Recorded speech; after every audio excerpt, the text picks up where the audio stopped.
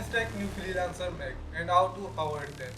First पे हम जिसके बारे में बात करेंगे, not defining a clear rate. जब भी कोई भी न्यू फ्रीलांसर हो उसको मैसेज आता है किसी भी क्लाइंट के बारे में कि आप इस प्रोजेक्ट के कितने चार्ज करेंगे, तो उनके पास आंसर नहीं होता कि हम कम बताएं ज्यादा बताएं। मैं एडवाइस करूंगा, अगर आप न्यू फ्रीलांसर हैं और आपके पास कोई प्रोजेक्ट नहीं है तो आप कम बताएं, क्योंकि आपके पास पोर्टफोलियो नहीं है। आपको अगर प्रोजेक्ट मिलेंगे उसके बाद आप पोर्टफोलियो बिल्ड करेंगे। लेकिन इसमें हम बात करें मिस्टेक के बारे में, लेकिन आपको जब क्लाइंट पूछे आप इस प्रोजेक्ट के कितने चार्ज करेंगे, तो आपके पास क्लियर जो है ना आंसर होना चाहिए कि इस प्रोजेक्ट के मैं इतने चार्ज करूंगा। आप अदर फ्रीलांसर के बारे में रिसर्च कर सकते हैं कि और मार्केट चेक कर सकते हैं बाकी फ्रीलांसर इस प्रोजेक्ट के लिए कितना चार्ज करेंगे। Ignoring client communication. जब न्यू फ्रीलांसर हम होते हैं तो हमें कोई क्लाइंट मैसेज करता है तो हमारा टारगेट होता है कि किसी भी तरीके से हमें प्रोजेक्ट मिल जाए, तो हम क्लाइंट के साथ कम्युनिकेशन नहीं करते। हमको फोकस होता है हमारा कि बस जैसे भी बात खत्म हो जाए क्लाइंट हमें प्रोजेक्ट भेज दे और हम उस प्रोजेक्ट के ऊपर काम करें और क्लाइंट को प्रोजेक्ट सेगमेंट करके भेज दें। जब आप कम्युनिकेशन नहीं करेंगे क्लाइंट के साथ तो क्लाइंट को ये लगेगा कि आप उसके प्रोजेक्ट के साथ सीरियस नहीं है। हो सकता है कि क्लाइंट आपको प्रोजेक्ट ना दे,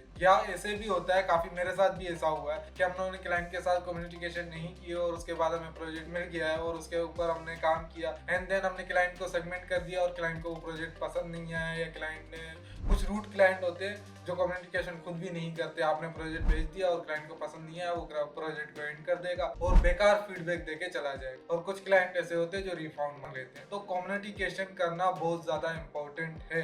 not taking track of finance. जब फ्रीलांसिंग हम स्टार्ट कर देते हैं और हमारा स्किल्स हमारे अच्छे होते हैं और हमें माशाल्लाह प्रोजेक्ट्स मिल रहे होते हैं, तो हम फाइनेंस की फिक्र नहीं करते और स्टार्टिंग में ही जो है ना हमारे पास प्रोजेक्ट आना शुरू हो जाते हैं और अच्छे जो है ना प्राइस हमें मिल रहे होते हैं एंड देन प्रोजेक्ट आना बंद हो जाए। तो ये जो जितने भी फ्रीलांसर अगर देख रहे हो उनको इस बारे में पता ही होगा कि इस तरीके से ज्यादातर हो जाता है। आप वर्क पे हो या फाइवर पे हो या आप फ्रीलांसिंग कर रहे हो तो लॉन्ग टर्म क्लाइंट्स मिलना मुश्किल हो जाती है। तो आप लगातार आपको क्लाइंट्स मिल रहे हैं तो आपका काम अच्छा चल रहा है, लेकिन क्लाइंट्स रुक जाते हैं एंड देन आपके पास पैसे भी नहीं होते और क्लाइंट्स भी खत्म हो जाते हैं। तो अपनी लिमिट रखें।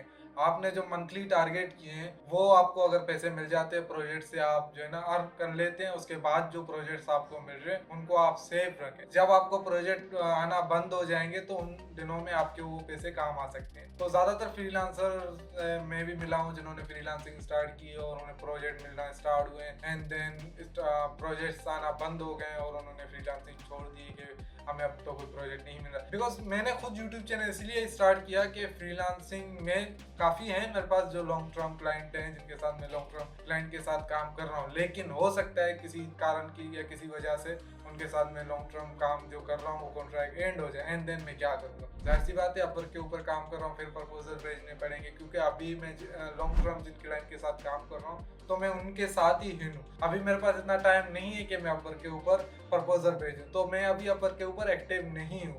तो इस वजह से जैसे इनके पास से लॉन्ग टर्म क्लाइंट प्रोजेक्ट खत्म हो जाएगा एंड फिर अपर के ऊपर जाऊंगा तो मुझे बहुत सारे मसले पेश आएंगे। तो इस वजह से अगर आप फाइनेंस की जो है ना आप ट्रैक करें, आपको जितने भी प्रोजेक्ट्स मिल रहे हैं उनका आपको आइडिया हो कि इतने प्रोजेक्ट मिल गए हैं, इसके मेरे इतने अखराजात हैं एंड देन जो बाकी के प्राइस हैं वो आप सेव रखें। अगर आपको प्रोजेक्ट आना बंद हो जाते हैं या कोई भी मसला होता है तो आपके पास पैसे होना चाहिए। Accepting every job.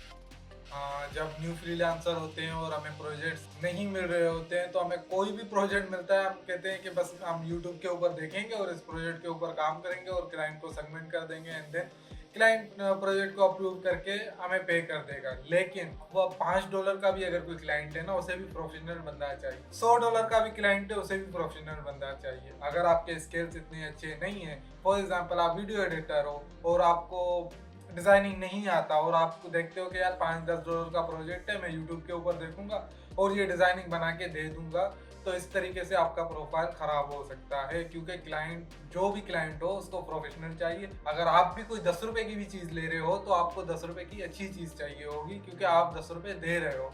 तो इस तरीके से जो क्लाइंट हैं अपवर्क के ऊपर या फाइवर के ऊपर, तो वो भी पेड़ से पैसे नहीं उठाते, तो वो भी कमाते हैं। उसके बाद जो है ना वो अपने प्रोजेक्ट या किसी भी चीज़ में इन्वेस्ट करते हैं। तो अगर $5 का प्रोजेक्ट हो या $100 का प्रोजेक्ट हो, उन्हें प्रोफेशनल बंदा चाहिए। अगर आपके स्किल्स इतने ज़्यादा अच्छे नहीं है तो आप उस प्रोजेक्ट को एक्सेप्ट ना करें। अगर आपको लगता है कि आप 100% कॉन्फिडेंस हैं, आप इस प्रोजेक्ट को सही से काम कर सकते हैं और क्लाइंट के जो क्लाइंट आपको जो है ना डिटेल्स दे रहे हैं उस पर 100% काम कर सकते हैं, देन उस प्रोजेक्ट को एक्सेप्ट करें। अदरवाइज आप उस प्रोजेक्ट को एक्सेप्ट ना करें, बिकॉज कि आपका प्रोफाइल खराब हो सकता है, क्लाइंट आपसे रिफंड भी मांग लेगा। और इस तरीके से अगर काफ़ी प्रोजेक्ट रिफंड में आ जाए तो आपका प्रोफाइल जो है ना सस्पेंड हो सकता है।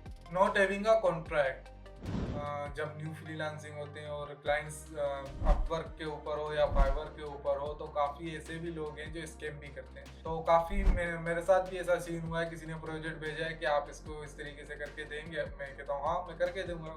कहते हैं कि आप टेस्ट दें, आप पहले से एडिट करें, अगर हमें पसंद आ गई तो हम आपको पे कर लेंगे, आप वाटरमार्क लगा दें। अब वाटरमार्क मैंने लगा के भी भेज दिया, लेकिन मैंने उसके ऊपर जो हार्ड वर्किंग की है वो तो मुझे रिटर्न नहीं आएगा। काफ़ी दफ़ा ऐसा भी होता है कि मैं क्लाइंट को प्रोजेक्ट जो है ना भेज देता हूँ बिना कॉन्ट्रैक्ट स्टार्ट कर कि आप इसे चेक करें, और क्लाइंट उसे चेक करता है, उसके बाद रिप्लाई नहीं करता। अब मैं ये भी समझ सकता हूँ कि उसको मेरा प्रोजेक्ट पसंद नहीं है, या ये भी समझ सकता हूँ कि उसको जो काम करवाना था उसने मुफ्त में करवा दिया, एंड देन वो अब कोई रिस्पॉन्स नहीं दे रहा। तो कोई भी प्रोजेक्ट बिफोर स्टार्टिंग, अपवर्क के ऊपर भी आप देखेंगे तो अपवर्क भी आपको डिटेल में यही कहता है कि आप कोई भी कॉन्ट्रैक्ट काम स्टार्ट ना करें बिफोर कॉन्ट्रैक्ट, ये तक कि आप उसके साथ अपनी जीमेल या कोई भी डिटेल शेयर भी नहीं कर सकते। अगर आपको कॉन्ट्रैक्ट स्टार्ट हो जाता है एंड देन वो आपको जूम का लिंक भेज सकता है या आप अपना जीमेल उसे भेज सकते हैं। बिफोर कॉन्ट्रैक्ट स्टार्ट अगर आपने उसे जीमेल पे भेज दिया तो आपका अपवर्क का अकाउंट सस्पेंड हो सकता है। अपवर्क को ये लगेगा कि आप उसे बाहर बुला रहे हो, अपवर्क से बाहर बुला रहे हो और आप लोग बाहर काम करोगे एंड देन अपवर्क के ऊपर पेमेंट नहीं करोगे। तो